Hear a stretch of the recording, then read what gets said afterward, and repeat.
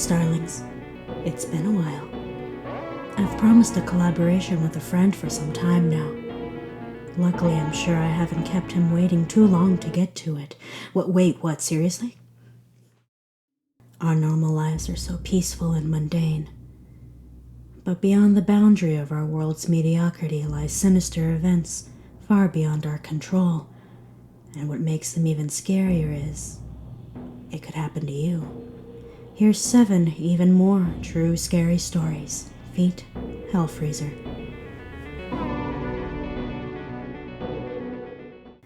I was about 4 or 5 years old and my parents had just separated. My mom was living in a 2-bedroom apartment. I had my own room, but I preferred to sleep in her bed whenever I was staying with her. Our 2 bedrooms were at the end of a hallway, directly across from each other. Our apartment was on the 1st floor, and I remember that it was in the middle of the summer and my mom had a window open for her room, which was directly behind the bed above the headboard. I woke up in the middle of the night and remember sitting up and seeing that our cat was sitting in the door frame of my mom's room. Her door was open and you could partially see into my bedroom. This was strange because our cat typically was always in bed with us. As I was watching him, he walked into my bedroom and meowed. I turned to face my mom and wake her up. In the 3 to 4 seconds it took to wake her up and ask what was wrong, we both looked back up to the door frame, and there was a man standing by my open door, making his way out of my bedroom. I still don't know how she managed to do it so quickly, but my mother proceeded to pick me up and literally throw me out the screen window. We were on the 1st floor, and it was maybe a 3-foot drop to the ground. She quickly followed, and we were able to start screaming for help, and someone called 911. The police came but didn't see any signs of forced entry, only that our front door was unlocked, which led them to believe the man must have exited that way. The strange thing was that my mom swore up and down that she had locked the door that night with a deadbolt and chain lock. About a week later, she was cleaning the kitchen and opened up our water heater closet and found a notebook with names and drawings, as well as a pair of gloves and some gum wrappers. The police were called again, but all they could do was speculate that the man had been in our house and hid there until we were asleep. This happened to my wife's grandmother about 15 years ago while we were still dating. Her husband had just passed away about a year previously, but she had been going down to the library and volunteering. Exercise and socialization. This was in the winter, so her walk back was getting dark. The library closed at 5, and then there was some extra stuff to do before everyone actually left, and on this particular night, she turned down a ride home from another volunteer because, she needed to stay in shape. The house is about a mile away through some lightly wooded area in South Texas, and she's about halfway home when she notices someone behind her.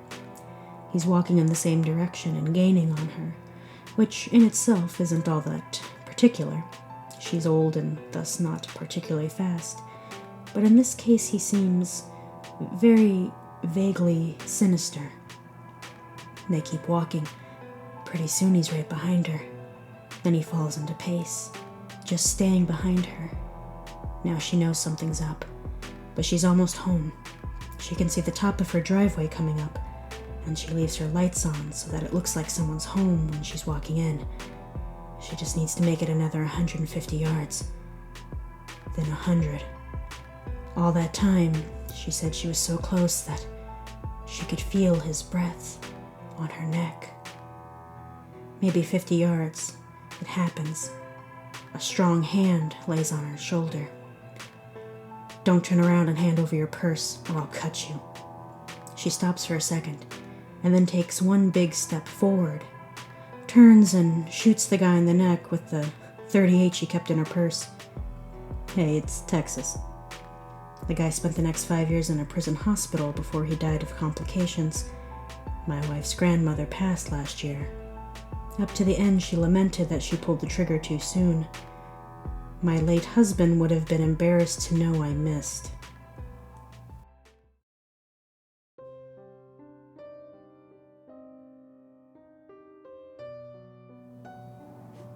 I was sitting in my room. After getting out of work on the second floor, my little brother is downstairs watching TV. The dog is in the hallway outside of my door sleeping. All of a sudden, the dog starts making all kinds of racket, jumping around, barking, clacking nails, howling. I go to get up to see what's up and I hear, "No, that's a good girl," in a male's voice. It didn't sound like my little brother, so I go, "Oh, you're home early," thinking maybe it's my dad's friend or a roommate as I open the door. As soon as I'm out there, there's no one, but the dog is wagging her tail, staring at the empty end of the hallway. My little brother comes upstairs to yell at me for getting his dog so riled up. Said he heard the same voice, thinking it was me or our roommate. We did a once-over of the house with my butterfly knife and his BB gun, but there was nobody. Still gives me the chills to this day.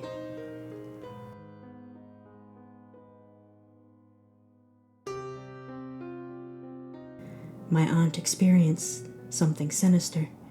She was home alone when she heard someone open the door and heard walking in the hallway.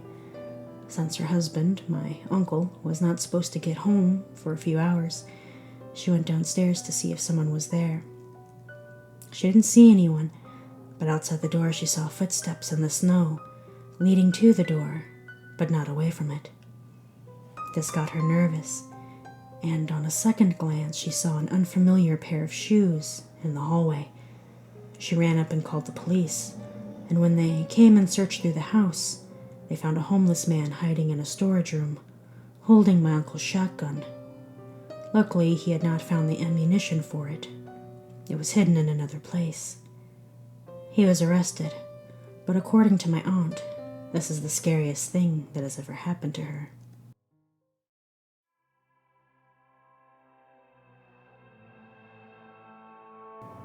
A few years ago, I was home alone at night. I was watching TV in the living room when I heard the doorbell ring. Whenever I hear the doorbell ring, especially when I'm home alone, I'm cautious to answer it. I walk up to the peephole without turning on the porch light so they don't know if anyone's actually home or not, and I look through. It's really dark, but I can see a small figure. It looks like a black blob. I'm not sure if it's definite shape, but it had to be around 3 or 4 feet. It was doing like a dancing motion, dipping down and oscillating its arms outward. Think of a person moving their arms like wings gracefully. It was dark outside, but this figure was more opaque, so I could see all of this happening. After a few seconds, I stopped looking through the peephole because it was just too freaky to look at. I regained some courage and looked back through, and whatever it was gone. To this day, I still don't know what it was, and I get freaked out just thinking about it.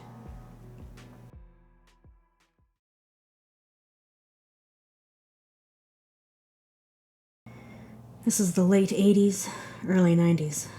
I was around 6, 7 years old. I'm at home with my sister, who was 14 or 15 at the time. We grew up in a small Texas town. Everybody knows everybody. So we're home alone this particular night, and my folks let my sister babysit me frequently. We always got along due to our age gap. Anyway, it's about 8 p.m. in the winter. Deserts get pretty darn cold, so it's dark, and we're in the common room since that's where the TV was. We're watching 60 Minutes or 48 Hours or hard copy or something.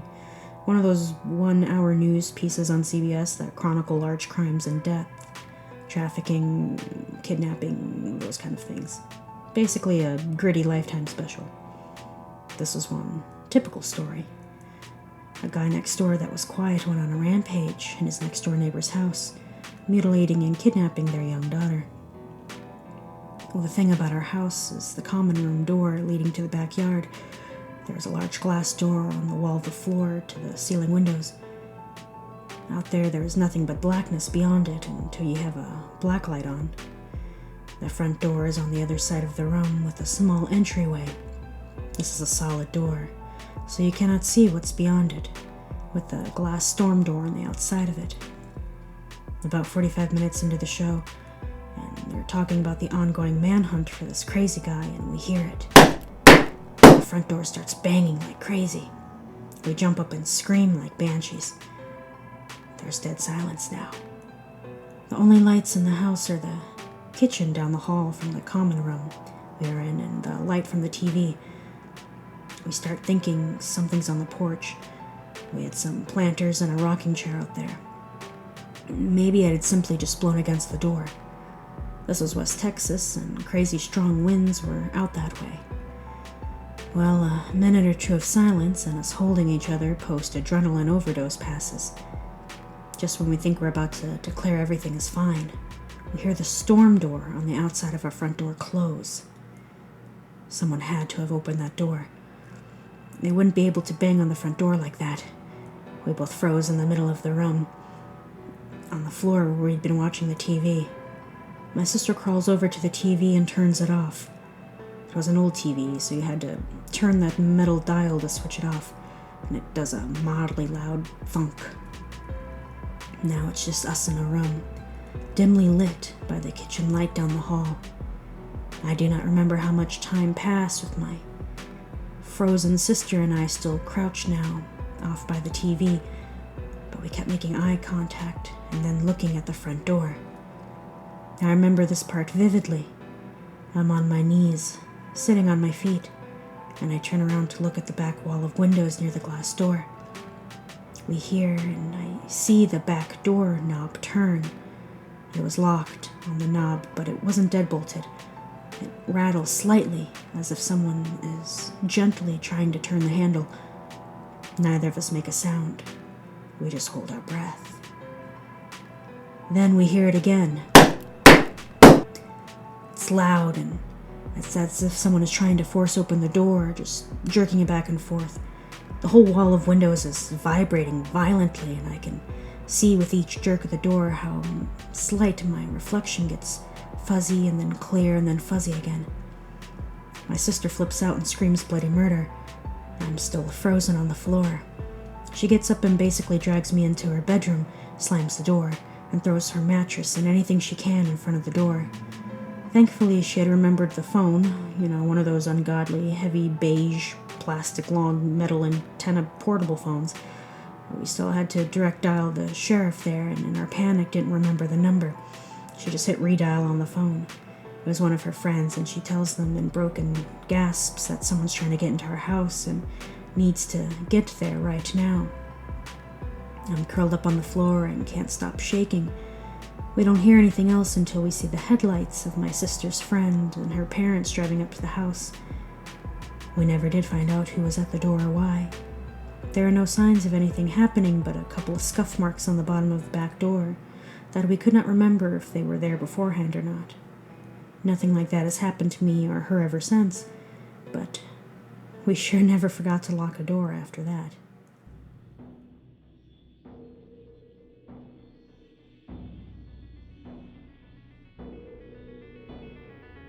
This happened about 2 or 3 years ago. My uncle had cancer and wasn't doing too well. He had gotten his leg amputated 2 years prior to the events of this story, and had been improving since then. But all of a sudden he took a turn for the worst. We were visiting him, and honestly he gives the same sort of vibe as Jeff Goldblum, bourgeois, fancy, but in like an elegant way that wasn't obnoxious. He was an older man in his mid-50s or so, and both of his sons no longer lived at home. He lived with my aunt. That night my parents and I had ice cream while he drank wine, and we talked about various things that I don't really remember. He asked me to sit on his lap, as I was his favorite niece. I felt bad for him and obliged, and I could feel how weak and bony he was getting. Later that night I was reading a book when my father came downstairs and told me they were taking my Uncle Tim to the hospital. He had gotten really bad really fast, and so he was headed to the ER. I was left in the house alone as they went out. I actually liked being alone and didn't mind at first. But as the night dragged on, I began to get this mysterious feeling of anxiety. I decided to go upstairs from the basement and lay against the heated floors in the living room as they soothed me. From the living room, there was a sliding glass door with a view of the backyard. In fact, anyone in the backyard could see right in the living room.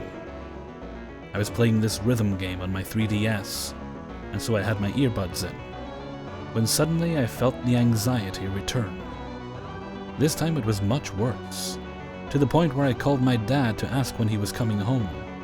He didn't pick up, so I texted. When I look up, I saw something odd in the backyard, despite it being very late in the night. It seemed like a man, but I couldn't be sure with such limited lighting. Either way, I froze and nearly pissed myself before running upstairs. Being 14 or 15, I was well aware of what dangers befell girls late at night, alone.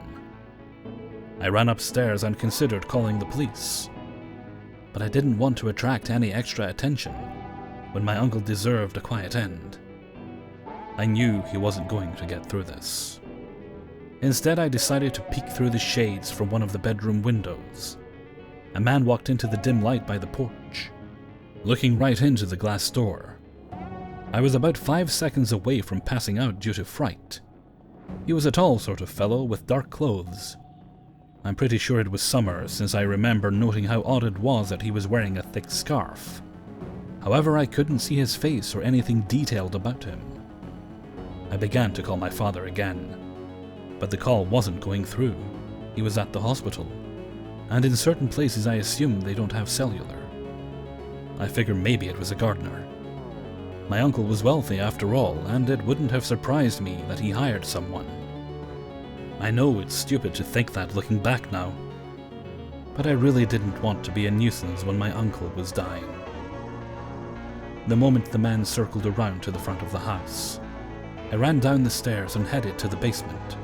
The stairs downstairs to the first floor were on the other side of the house, but the stairs to the basement were in the kitchen, in plain view of the patio glass door. I was so scared that I locked myself in the cramped space under the stairs. It was a sort of small space with a hole in the wall where a film projector was. It could play movies on the screen downstairs, and you went into the cupboard underneath the stairs to use the projector. I had enough room, even with the old toys thrown in there once my cousins had gotten too old. I suddenly froze when I heard the patio door slide open. It was quiet, but the entire house was silent. It could have been my family, but why would they use the back door? I just knew that it was the man from out back, and I immediately started breathing quickly. I could hear footsteps upstairs and things move. At one point he was right above me, his feet echoing on the stairs. It was dark in the basement though, and thankfully the door was rather nondescript. After a few minutes he went back upstairs. I think he was in the house for maybe 15 to 20 minutes, though it felt like hours when I was in there. Once I heard the door slide shut, I waited another 5 minutes or so until my ADHD couldn't take it any longer, and I went upstairs. The man was gone, and the house was mostly intact. There were a few things missing or out of place, however. A few hours later, at around 3 a.m., my father came back and asked why the house was like this. I said it was my fault, and he chewed me out for being a nuisance when my uncle was in critical condition. I never told anyone until now what really happened, since I didn't feel comfortable sharing before now, and at the time I remained silent, as I didn't want to put any more on my aunt's plate. Even thinking about it now, it's pants-shitting terrifying. Oddly enough, the house burned down a month or 2 after my uncle passed. I think it was a lit stove or something, but I don't remember the details. My aunt survived as she wasn't home, but she's been moving house to house since then. I really feel bad for her having to come out of retirement. Sometimes I wonder if that man came back and left the stove on, but I don't like to entertain that thought.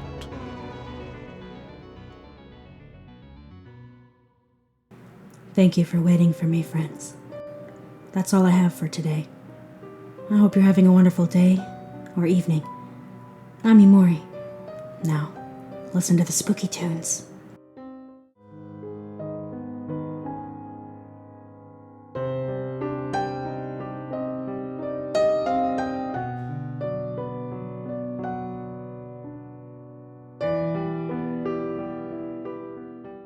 house, they found a homeless man hiding in the storage room, holding my uncle's shotgun. Luckily, he hadn't...